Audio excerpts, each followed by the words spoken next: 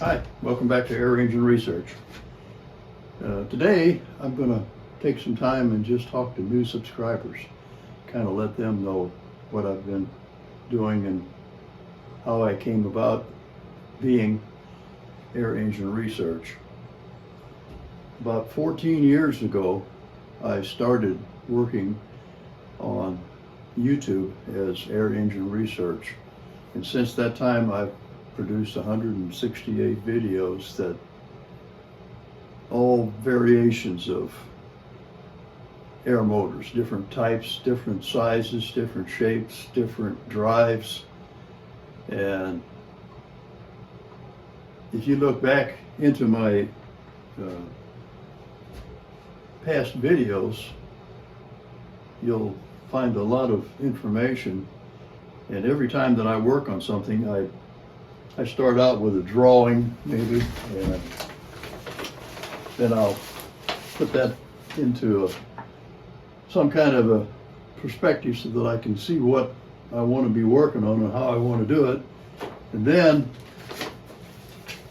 I start sometimes with wood, sometimes with metal, but anyway, I start creating what I see in my mind and start putting it together.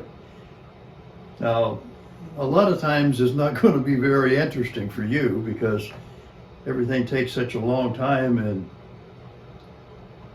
sometimes it doesn't work right, sometimes it does, sometimes I have to make something, and there's a lot of time in between, so it may be a week or two sometimes before I even come up with anything to put on a video. Now right now I've got this design that I'm working on, like I showed you. These are a couple that I have that I'm working on currently. This one is a 6-cylinder for what's going to be going into my Volkswagen car. This spring I am expecting to be putting it back in. I've had some trouble with the valves and the valve train parts where the valve stems and the push rods and things were that I had to get fixed in order to make it run correctly. And this one is a 3-cylinder that I put on an old lawnmower body. I've been experimenting with it. Since then, I've come up with another lawnmower body that has a 6-speed belt drive transmission in it that I want to make the next version of my eccentric engine, which is this one here that I'm working on currently. And this one I expect to be mounting it on that new lawnmower body. It's an eccentric drive, the same as the 6-cylinder, but it's going to be a 4, and the cylinders are going to be a little larger. That means that it has 2 plates like this, and they're both round when you look at them, except it's got a hole that's offset. So when you put the two together, they don't fit like right over the top of each other. They're offset. That makes it into an eccentric. So when it turns around, it's bigger as it goes, so it rotates. And when you rotate it, then that drives the drive shaft. It's kind of hard to show you that, but it does do it. There's a plate.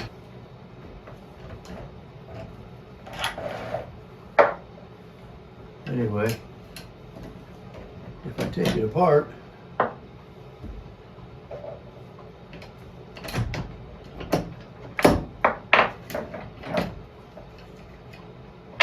it has bearings that run around inside the groove, and that's what actually pushes the thing around to make it go around. I mean, it just pushes sideways on it, it turns it.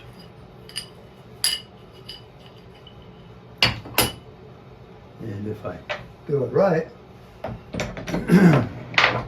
one cylinder, if you go around, you can see that it drives this around. Yeah. It doesn't work when you don't have it supported, because when you push, it wants to go around it. But with 4 bearings in there, it can't move sideways. Then it just moves back and forth.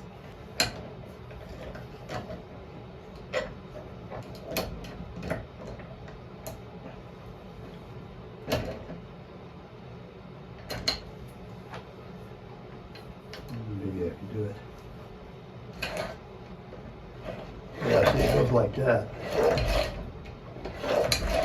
Only with another 2 bearings in it, it won't move even that way. It'll just go back and forth.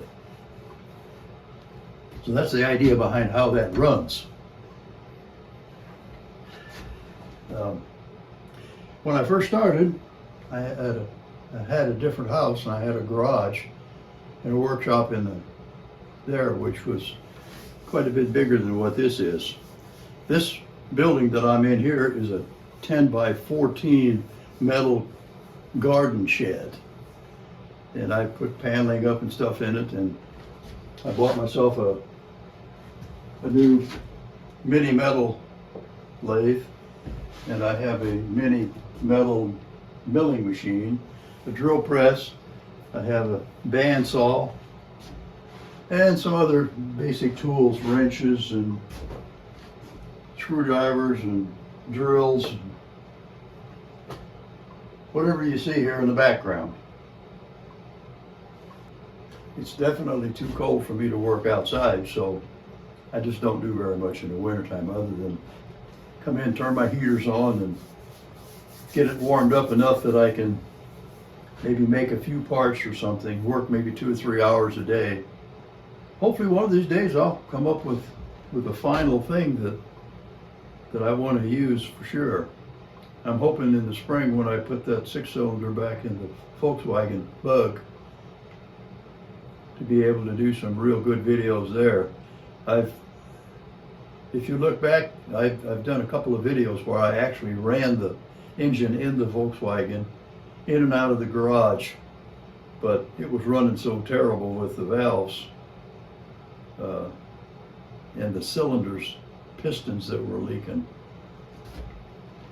I had made that 6-cylinder engine probably 6 or 7 years ago, and I kept it, and it's just been sitting around, and I guess there were some O-rings in there and some leather seals that I guess over the years they just went bad. So I brought it back in the shop, took it all apart, put in new seals, put in new seals on the pistons, and revised the push rods that were not working the best. Now I have a lot better system, and it works with a bearing. The other ones had rings that were around the drive shaft, but they were wearing a groove in the crankshaft or in the drive shaft. So I had to come up with a different system, and that was with a bearing on an offset, and then adjustable push rods. So I think I have a much better system now too. I want to thank everyone for their comments and what all. I do read all of them, but it's kind of hard to answer all of them, although I've tried. Some of my subscribers agree with me on things and some of them don't. Well, that's just the name of the game. My eccentric drive, the piston moves up and down about half as far as what a crankshaft engine does. If a crankshaft has a 4-inch throw on it, that means that piston has to move up 8 inches up and down. And on mine, with a 4-inch offset, it only has to move 4 inches. That's the beauty of the eccentric, so that means I only use half as much air. Now, whether I actually come up with the same power as a crank engine, I don't know. I've tried to figure out the best I can what torque it has and what I know what distance I can go. I calculate the volume, the number of strokes to a wheel turn based on a direct drive. So those things can be calculated, but with the eccentric, I'm not sure just how to calculate that. So the best thing I can do is I hook up some kind of a device where I can pick up something with it, and then I know how much torque it has to pick up. The 6-cylinder that I had in the Volkswagen in the shop, I tried that with a 55-pound weight, and it just jerked it right up, no problem at all. So I know that has at least 55 foot-pounds of torque. Putting that through a transmission, it's going to increase the horsepower by, having the engine running a little faster in order to turn like a 13-to-1 on the engine run to one wheel turn, so you get a lot more power out of it. So 55 times 13 is pretty much. I'm not sure what any other questions people might have, but like I say, when I do something, I make a video, I show you what I have, I show you what I'm doing, tell you what I think, and then try to put it together, and if it runs, I show that, and if it doesn't run, I show that too. So for now, thank you for checking in. You longtime subscribers, thank you also for hanging in there with me. Winter's on the downhill side, I hope. So maybe in another month or two, I'll be able to get out and do something outside again. So till next time, I'll sign off for today.